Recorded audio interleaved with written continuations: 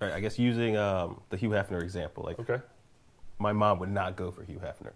However much he can provide, it doesn't have a real interest. So, like, let's dig a little deeper. What is the meat to this thing? Well, we're talking about a market, right? We're talking about economics. So it behaves the way that a market behaves. And depending on where you are, depending on culture, depending on the individual to some extent, although I think in this case there are some universal things, but certainly age will change a lot in terms of how someone perceives the value in the sexual marketplace. So what a provider is in Western culture and what a provider is in China and what a provider is, on the Polynesian Islands or in, sub-Saharan Africa in kind of a more tribal system is going to be different and it's going to vary. And similarly, the sort of lover side and what are considered to be the physical traits, the traits that are most physically attractive are going to switch as well.